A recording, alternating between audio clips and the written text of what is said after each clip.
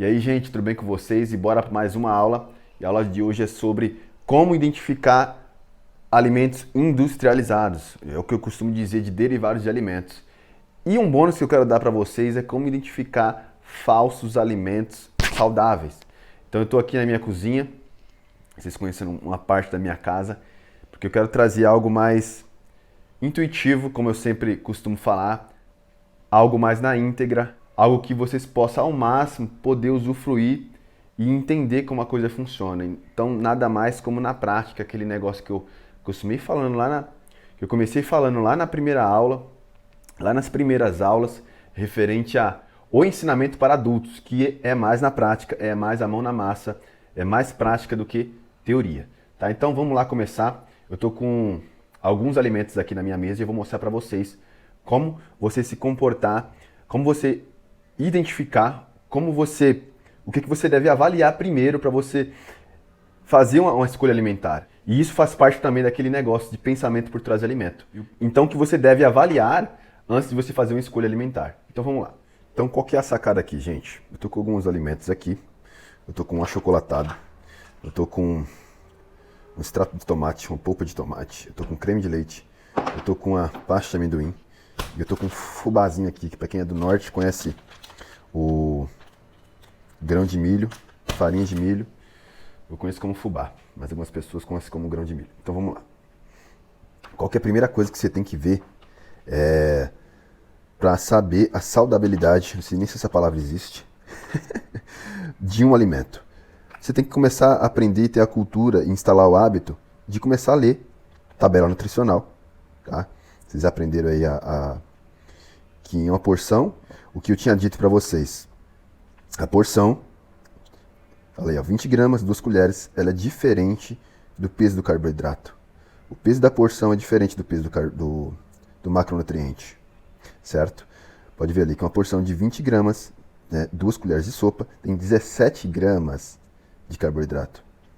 E o restante ali, e no final tem até um micronutriente ali, sódio, tá? Mas qual que é a parada que vocês têm que observar aqui? Ler os ingredientes.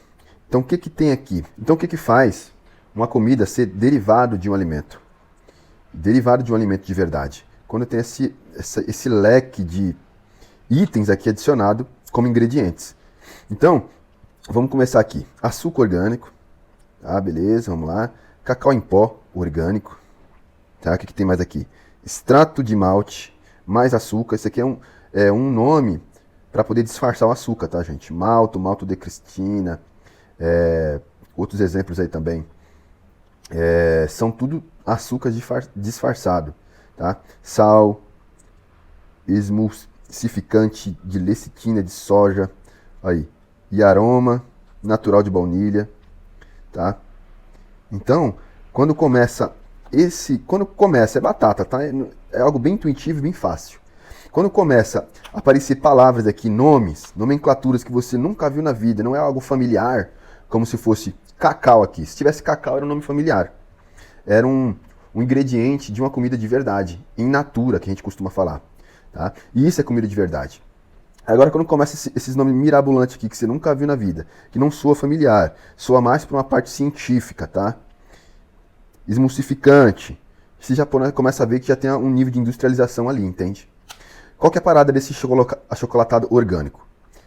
É aquela coisa que a gente aprendeu lá na reeducação alimentar. É uma escolha de um alimento. Pode ser um derivado de alimento, só que os ingredientes dele, o que compõe ele, é mais saudável do que algo comum. Por exemplo, um Nescau da vida.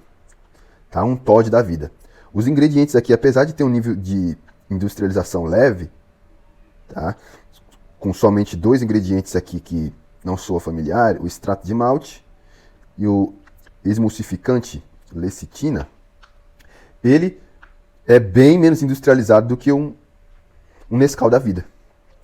Então não que isso aqui seja o melhor das coisas, mas é bem melhor na questão de industrialização contra um Toddy da vida e um Nescau da vida. Tá? Então, qual que é melhor aqui, o melhor cenário para você? Aqui o mais limpo possível, nomes mais comuns, mais naturais possível. E aqui uma tabela nutricional bacana. Tá? Vamos pegar esse outro exemplo aqui, da polpa de tomate. Aqui em casa a gente costuma comprar alimentos bem menos industrializados. A gente utiliza de um aplicativo chamado Desrotulando e a gente consegue ver o nível de industrialização dos alimentos. Então, apesar de ter um alimento derivado de alimento, que nem o achocolatado, que é derivado do cacau, um chocolate passa a se chamar de cacau quando ele tem acima ou igual de 35% de cacau. Esse daqui não pode ser chamado de cacau porque ele tem menos disso. Ele tem menos de 35% de cacau. Então ele se enquadra na categoria de achocolatado. Se ele tivesse igual ou mais de 35% de cacau, ele poderia estar rotulado aqui como cacau, certo? E existe o 100% cacau também que eu costumo comprar. Mas essa aqui é minha esposa, ela está passando no processo ainda de educar o paladar dela. Isso é uma boa opção para você fazer também. Você começa pelo achocolatado mais orgânico, aí você pode fazer a mistura de metade 100% cacau, metade achocolatado que você utiliza, e o seu paladar vai se adaptando até você ficar 100% no cacau. Tá ok? Então aqui também a gente faz isso com a polpa de tomate, apesar que ela compra a gente costuma comprar um tomate, um extrato de tomate, uma polpa de tomate. Até esqueci, eu tenho aqui o frasquinho dele. Deixa eu ver se eu acho. Aqui, ó. Mas a gente costuma pegar esse do elefante, que ele é menos industrializado possível. Se não me engano, a nota dele no Desrotulando é 80 ou acima de 80. Por quê? Olha só o ingrediente dele. Só tem tomate, açúcar e sal. São os ingredientes familiares pra gente. Então, como a gente foi no mercado e não tinha daquele ali, a gente comprou esse aqui que era o mais próximo. Então vamos ver o que tem aqui de ingrediente. Acho que vocês conseguem ler. Olha lá, deixa eu ver aqui um foco. Olha lá. Polpa de tomate e tomate. Olha só. Só tem 2 ingredientes, são conhecidos. Então, essa de começar a ler, tá? Os rótulos vai te salvar muito nas escolhas alimentares. Você vai fazer umas escolhas alimentares, bem mais saudáveis, você vai estar pensando antes de fazer o alimento, não simplesmente chegar lá, minha mãe ensinou a comprar essa marca. Eu compro essa marca aqui há anos da minha família. Ou você compra automático, só vê e pega, entende? Ou você compra o mais barato, né? É o que eu costumo falar, com cada R$1 que você investe na sua saúde, você tem R$5 de retorno no futuro. Então vale a pena, às vezes, você pagar um pouquinho um custo maior ali para você ter um retorno lá no futuro. Então, qual que é a parada aqui? Nisso aqui já é algo bem industrializado mesmo. Minha esposa ela escolhe esse tipo de creme de leite, de caixinha, por conta da conservação dele. O que acontece? De fato, todo o derivado de alimento em caixas, o nível de concentração de conservantes dele é maior. Então, a industrialização dele aumenta. Existe o creme de leite, que faz parte da reeducação alimentar, que é você fazer escolhas alimentares mais saudáveis.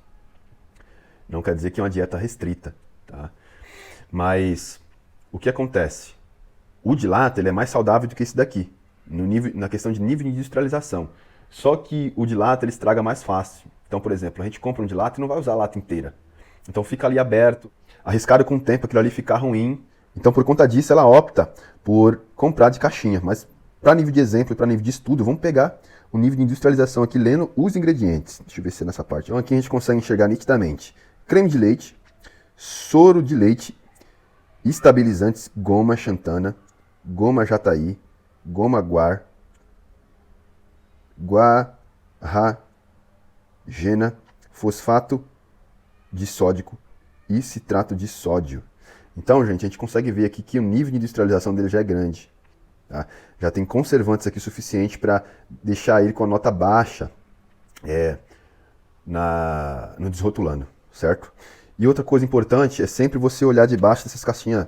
Essas caixinhas aqui, ó, tem vários derivados de alimento nesse recipiente armazenado. Essas caixinhas Tetra Pak, tá? Então, quando tá liso assim, branco, quer dizer que passou por um processo menor de industrialização. Passou por industrialização, mas ele não foi refinado de novo, ele não foi reprocessado, que é pior ainda. Então, o que acontece? Quando você vê caixinhas aqui embaixo de leite, tem aquelas caixinhas também de proteína, aqueles whey dentro dessas caixinhas, aquele todinho dentro dessas caixinhas aqui, Tetra Pak, vocês precisam ficar de olho e observar esse fundo dela aqui. Tá? Porque se tiver colorido aqui, parecendo um arco-íris, né? Parecendo aquelas televisão antiga que ficava com com a tela colorida, né? Cheio de quadradinho colorido, cor sim, cor não, quer dizer que esse derivado de alimento ele foi reprocessado, certo? Então vamos lá para um alimento aqui praticamente in natura, né? A gente costuma chamar de minimamente processado. Qual que é o melhor dos cenários aqui? Você olha o ingrediente, você bate de cara, só tem um ingrediente conhecido, que no caso aqui, amendoim torrado, moído. Então isso aqui, com quase 100% de certeza, a nota dele no desrotulando é 100. Você entende? Porque é minimamente processado. Porque esse alimento é minimamente processado. São aqueles alimentos ali que tiram só a sujeira, ou então passa por um processo do amendoim até chegar na pasta.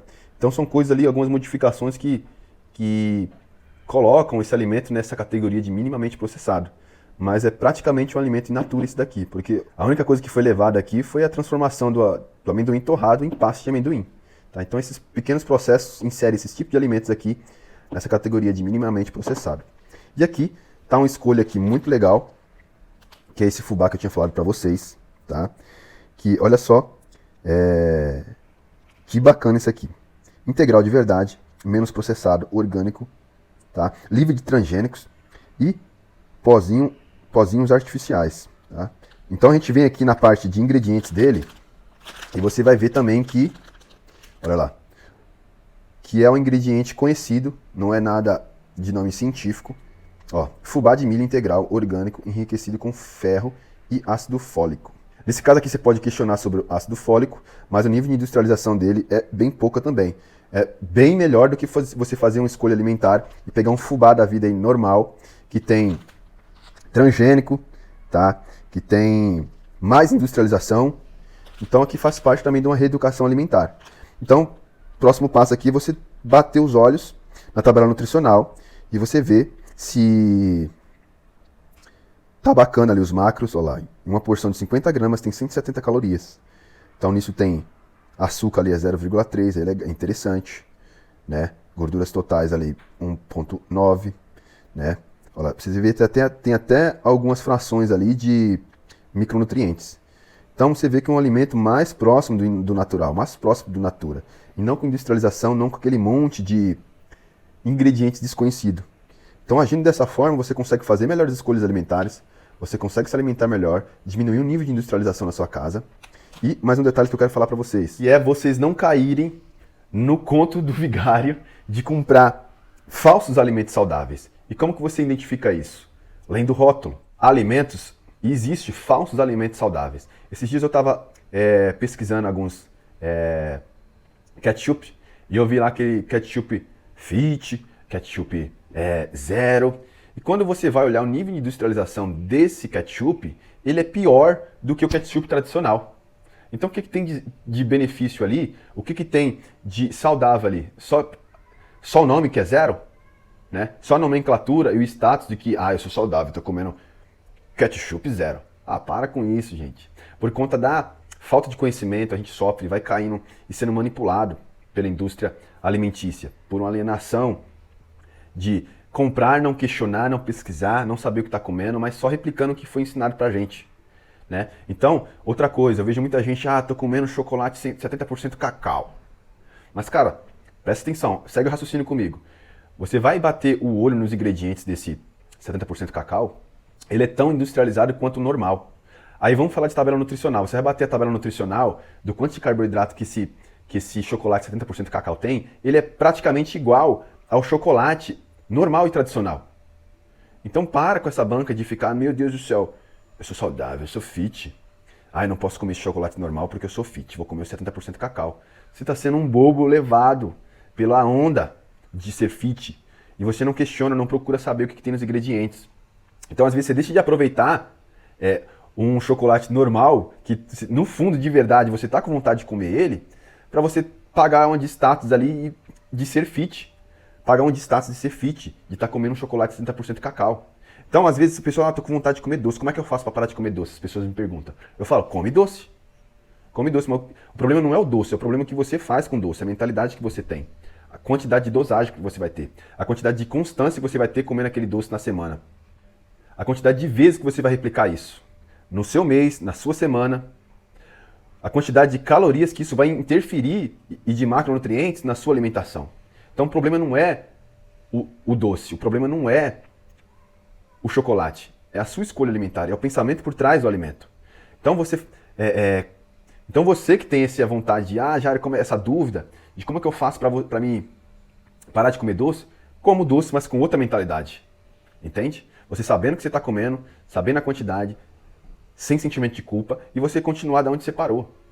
Fazer com que esse chocolate encaixe na sua alimentação, na sua dieta, e tá tudo certo. Então, tá com vontade de comer doce? Como doce. Mas você não precisa ficar nessa paranoia por conta da ignorância. Ignorância, gente, é a distância da verdade.